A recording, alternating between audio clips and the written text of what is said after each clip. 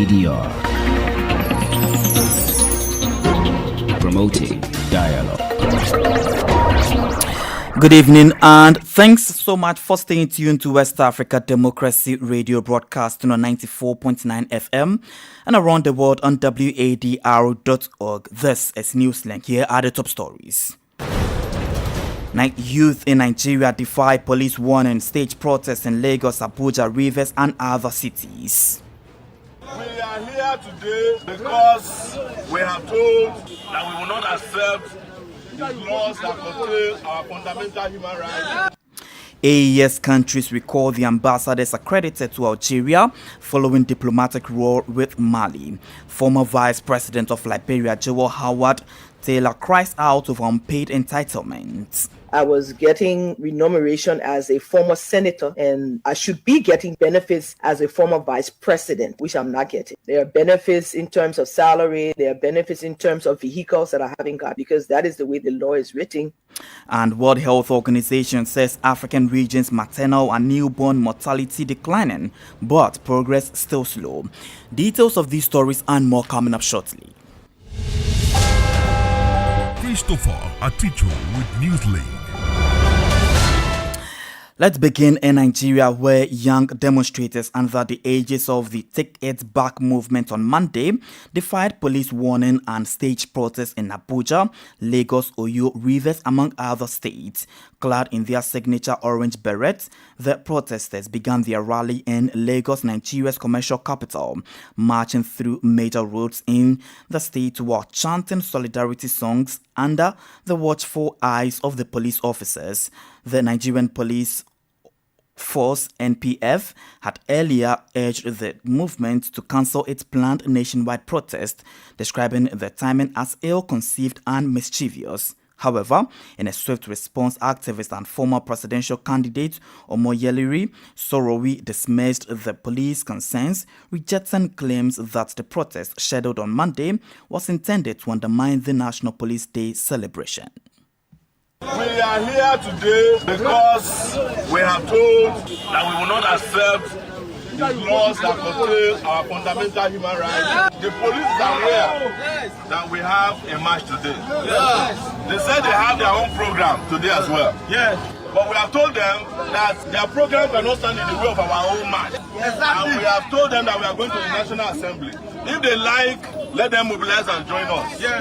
In fact, we have told policemen in Nigeria that it is time for the police and the people to work together so that they can improve their own life conditions as well and their working conditions. Nigerian policemen are the worst paid in the world. But they keep killing the same people who are fighting for them. We are not going to accept that anymore. While we are here, Tinubu is busy enjoying himself in France. We are not going to stay back in our country while our executive president is censoring our rights. This match today is happening in Lagos as well. It's happening in Port Harcourt. And these ones are rehearsals. The time will come when all Nigerians will come out and nobody can stop them. So we have advised our police friends or frenemies that they should go and tell their organ that we are going to the National Assembly. Let them mobilize and follow us. They said they have a program. Our program and their program is not supposed to be at variance with each other. But because they no longer serve the people, that is why you keep hearing about, oh, we have a program, don't come out. Our program cannot be stopped by a police program. The Take It Back movement protests are usually without any specific demands. The Take It Back movement had been active in organizing protests and making demands on various issues: the state of the Nigerian economy, the president's declaration of the state of emergency in Rivers State, and other issues.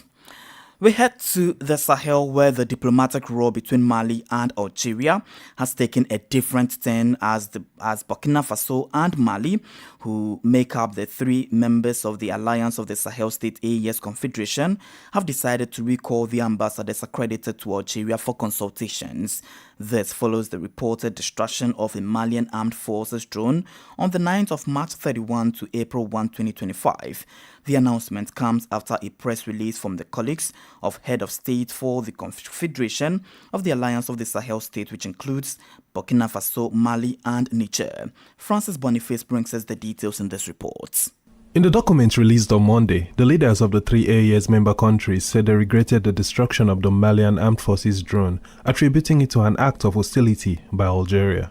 They condemn in the strongest possible terms what they consider to be this irresponsible act and contrary to the historical and fraternal relations between the peoples of the AES Confederation and the Algerian people. The Algerian army had earlier confirmed that it shot down a Malian Armed Forces drone on the night of March 31 to April 1, 2025, reporting that the aircraft was flying over Algerian airspace. This version is challenged by the College of Heads of State of the AES, which considers that the incident occurred in Tinzawaten Abebara Circle in the Kidal region in Malian territory. The AES leaders consider the destruction of the Malian Armed Forces drone an aggression targeting all AES member states and a perfidious way to promote terrorism and contribute to the destabilization of the region. The heads of state of the AES also announced their decision to make the Confederal area a single theater of military operations in accordance with their decision dated 22 December 2024. Bamako, Niamey and Ouagadougou called on Algiers to adopt a constructive stance by contributing to the promotion of peace and security while emphasizing that the eradication of terrorism remains an existential struggle for the AES. Francis Boniface filed the report. In Liberia, former Vice President Joel Howard Taylor has brought to light her ongoing struggles with unpaid benefits that she is supposed to receive as a former government official. Among the benefits she claims are overdue are her salary, vehicles, and necessary staffing to assist her.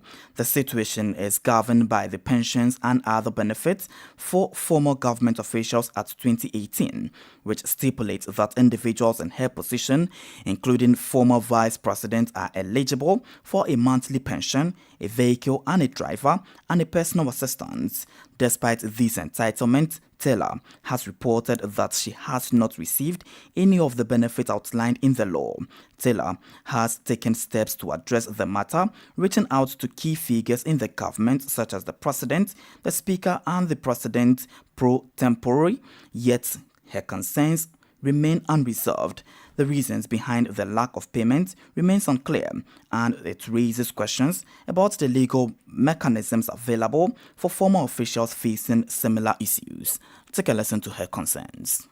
This is an issue that I've raised at many levels. The first letter was sent to His Excellency the President on the fact that I was getting remuneration as a former senator and I should be getting benefits as a former vice president, which I'm not getting. There are benefits in terms of salary, there are benefits in terms of vehicles that I haven't got because that is the way the law is written. That is still an issue. I've written everybody, the speaker, the president pro tempore, I've written the president, I've written the Minister of State, I've written the Minister of Finance. Recently, I wrote the Minister of Justice about the issue, raising the fact that there are benefits being paid at the Supreme Court level. You know, the former justices are getting half of the pay of the Supreme Court justices, and they have their vehicles and their benefits of staffers. I'm still not yet getting that. I left the inauguration and I was stuck on the floor. When I walked out of the inauguration, there was not one vehicle left to take me home. When I sat under a tree in front of the mansion, I waited almost 45 minutes before a private vehicle could come and pick me up. That's the same situation today. I ride my private vehicle. I haven't been given a vehicle for security or a proper. The transition team that was set in place, they asked me to write a formal letter, reminding them of what my needs were, which I did, but nothing was done. Former Vice President of Liberia, Joel Howard Taylor. More stories coming up on West Africa Democracy Radio. Newslink continues. Let's head to Chad, where authorities in the country have inaugurated an inter-ministerial technical committee for monitoring and evaluating government performances, an initiative aimed at strengthening oversight of the implementation of the head of state 5-year political program. The decree, signed by Chadian Prime Minister Ambassador Alamaye Halina on April 4, 2025, establishes an institutional framework to monitor and evaluate the actions carried out by the country's various ministers and public institutions. Augustine Colley has the details. The committee, chaired by the Minister Secretary General of the government, will be responsible for monitoring and evaluating the measures taken by sectoral ministries and setting up a digital platform dedicated to this mission. It must also produce monthly and quarterly reports to be submitted to the Prime Minister. Composed of senior officials from the Chadian administration, including the Secretaries General of Ministries and several Directors General, the committee will be able to call upon anyone who can assist it in carrying out its mission. 7 key figures have also been appointed to support the committee's work. According to Article 6 of the decree, the operating costs of the committee will be borne by the general budget of the state, with the possibility of receiving financial and technical support from Child's partners. This initiative is part of the Chadian government's effort to improve the effectiveness of its public action and ensure better coordination between the various state institutions. Augustine Colley filed the report. Now to matters relating to elections, voter roll revision begins in Togo. As municipal elections approach, ahead of the polls, voter roll revision operation begin this Monday, April 7, and will continue until April 23, 2025 across the entire country. Togolese citizens are divided. Some are determined to register and fulfill their civic duties, while others remain hesitant. Emoedit has more in this report. Voter registration centers will be open daily from 7 a.m. to 5 p.m. and the process will be carried out in 3 phases across different zones. In the Maritime region and the Haho prefecture, the registration will take place until Wednesday, April 9. In the second zone, covering the Plateau region and the prefectures of Bleta, Sutuba and Chamba, the process will run from next Monday through to Wednesday, April 16. Finally, in the third zone, which includes the Savans region in the north, registration will take place from April 21 to April 23. While the Independent National Electoral Commission Senate works to ensure a smooth electoral process, the population appears divided over the importance of participating in voter registration. I'm going to register my name on the list because I'm a true citizen. I love my country. I encourage everyone to get registered. I'm not going to register again. I've moved to a different neighborhood, but I want to register. No, I won't. We vote, but nothing changes. After the elections, they don't fulfill their promises they made to us. All of that makes us angry. For us as young people, it's no longer motivating. This voter roll revision targets individuals who were unable to register during previous phases for various reasons. The Martin Luther King Movement, MMLK, known as the Voice of the Voiceless, is calling on all citizens without voter ID cards to take this opportunity to get registered. Togo's last municipal elections were held on June 30, 2019. That vote marked a key step towards the country's decentralization efforts and the strengthening of local governance. Emoedit filed that report. You're still listening to Newslink here on West Africa Democracy Radio, broadcasting on 94.9 FM Dakar, Senegal. And we are live on Facebook at WADR English Service, as well as YouTube at WADR News. And worldwide, we are live on WADR.org. Here's a reminder of our top stories. Youth in Nigeria defy police warning, stage protest in Lagos, Abuja, Rivers, and other cities. AES countries recall the ambassadors accredited to Algeria following diplomatic row with Mali.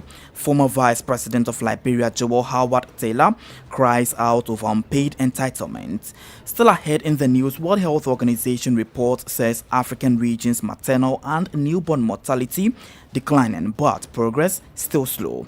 We do have the guest interview and sports news. Please stay with us. West Africa Democracy Radio. It's you speaking. Let me take you to Ghana, where economic diplomacy talks took center stage today, April 7, 2025, as top government officials engaged the United States ambassador in Accra. The high-level meeting follows the recent implementation of a 10% universal tariff by the U.S. on import from Ghana and several other nations, raising concerns about its potential impact on trade and investment. WADR's Accra correspondent Nadi Detete reports.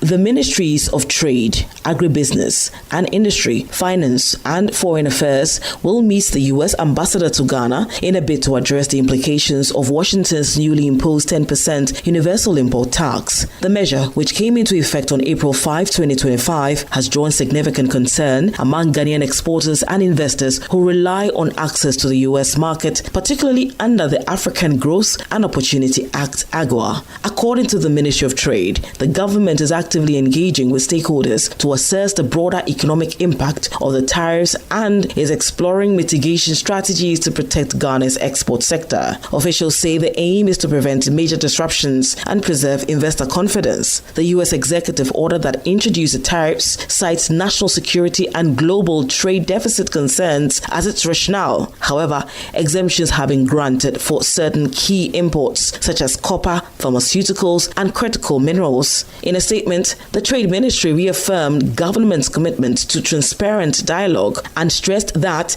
efforts are underway to safeguard Ghana's long-standing trade relations with the United States. For WADR, Nadidi Tete, Accra. Today is World Health Day, and in commemoration of its African Population and Health Research Center says every child deserves a healthy start in life with equitable access to essential care from the earliest days. Ahead of the launch of the Lancet 2025 report entitled Countdown to 2030, the center says findings will provide an in-depth data to the maternal, newborn and child health situation in over 80 countries. This global report is in collaboration with the scientific journal, The Lancet, and the African Center for Population and Health Research. Sheikh Bakr Faye is the regional director. One of the things we have identified in this report is that fundamentally, maternal mortality and neonatal mortality with this current trend, if it continues, are going to be even more dramatic. In any case, it's going to affect unimaginable strata, social inequalities of all kinds in terms of health remain much more exacerbated, but also the healthcare system seems less adapted. So you can see that it's not a very enviable picture. But hey, there's hope. And perhaps we'll come back a little later to the prospects that are already on the table and that those in power are in any case in the process of exploring. Meanwhile, the United Nations Maternal Mortality Estimation Interagency Group says the African region has made progress in lowering maternal mortality since 2000, but needs a 12-fold increase in an annual reduction rate to reach the Sustainable Development Goals SDG target of fewer than 70 deaths per 100,000 lives births by 2030. In a report released on Monday to commemorate World Health Day, noted that despite a 40% decline in maternal mortality from 727 to 442 deaths per 100,000 lives birthed between 2000 and 2023, the region still accounts for 70% of global maternal death. This year's World Health Day, marked under the theme Healthy Beginning, Hopeful Futures, calls on government, donors and communities to ramp up efforts to end preventable maternal and newborn deaths and to prioritize the longer-term health and well-being of women and child. Dr. Adeniyi Aderoba is the team lead of the Reproductive Maternal Health and Healthy Aging with the World Health Organization African Region. For this year, we have just 5 years to the end of the SDG 2030 targets, and new estimates shows that though there has been progress, but we need to give it a final hope. And this has been in the pipeline since the last few years, starting with a resolution from the World Health Assembly last year, committing countries to invest more, advocate more, and call attention to the issue of maternal and newborn death. So the time is right now for us to give it the final push. We've made a 40% reduction in maternal mortality ratio from 727 in 2000 to 442 in 2023. This progress is what we must say that in terms of reducing mortality ratio during the SDG, the annual reduction rate has been at a rate of 3.5%. Dr. Adeniyi Aderoba is the team lead for reproductive maternal health and healthy aging with the World Health Organization African region. Politics, Analysis on major news, social matters, and all. This is The Guest. Joining us on The Guest this evening is Ibrahim Aidara. He is a regional policy and government expert. Aidara provides an analysis on President Gnassingbé's mediation role to the Democratic Republic of Congo, Rwanda, and the M23 rebels conflict. The Togolese head of state has been touted as a peace negotiator in conflict situations in countries across the continent.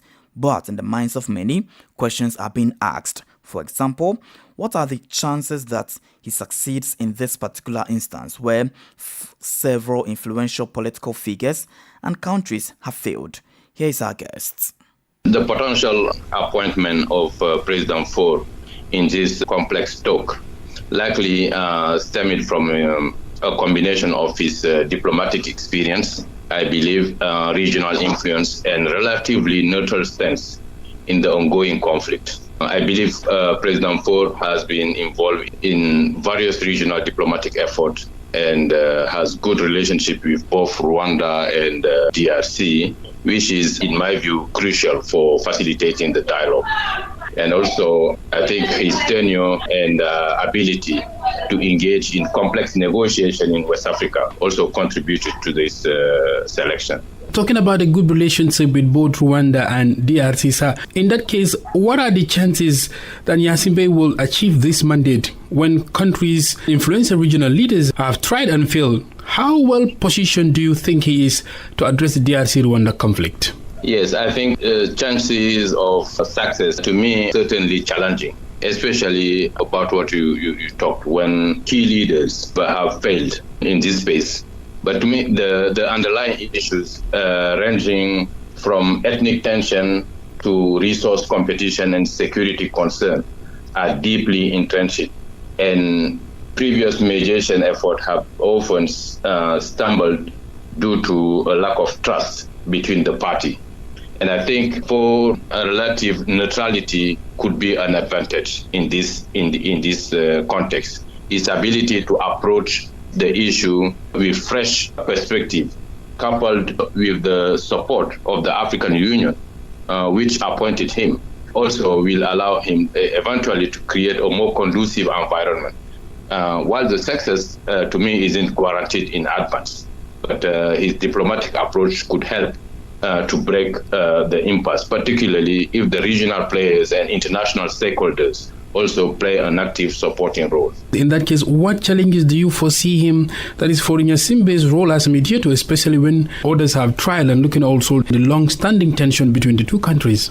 I think the primary challenges he will face as a mediator stem from the long-standing mistrust between DRC and Rwanda and the regional power dynamic and the involvement of various non-state actors, including rebel group. I remember previous mediators have struggled because of this deep-rooted tension, and President Faure will have to navigate this complexity carefully if he has to succeed. And additionally, the involvement of external powers with their own interests, such as big countries like France, the US, the UN, can complicate the mediation process, to my view. Another significant challenge is also ensuring that all stakeholders, including the population in both countries, feel represented and that the grievances are addressed. Ibrahim Aidara is a regional policy and government expert.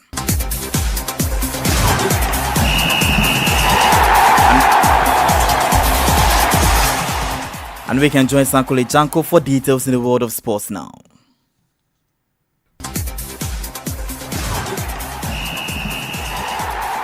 Hello there, warm welcome and thank you for joining us. Morocco finished top of Group A in the CAF Africa Cup of Nations on Sunday evening after securing a commanding 3-0 victory over Tanzania to advance to the quarterfinals of the competition, as well as the FIFA Under-17 World Cup. Zambia advanced to the quarterfinals at the expense of Uganda, as well as a qualification spot to the FIFA Under-17 World Cup thanks to a crucial strike by Billy Dakar. Egypt have reignited their campaign with a spirited 2-1 victory over Cameroon, securing a place in the FIFA Under-17 World Cup playoffs. Burkina Faso secured a perfect group stage campaign at the tournament with a 2-0 victory over South Africa on Sunday, sealing top spot in Group B with 9 points. Despite the defeat, South Africa held on to second place in the group and also booked a ticket to the quarterfinals, as well as a coveted place at the FIFA Under-17 World Cup in Qatar later this year. Meanwhile, in the fixtures tonight, Senegal will take on Somalia. A draw would be enough for the defending champions Senegal's Young Teranga Lions. And the Gambia must secure victory against Tunisia to stand any chance of qualification to the next round when the two sides meet tonight. And that's it for sports. It's back to you.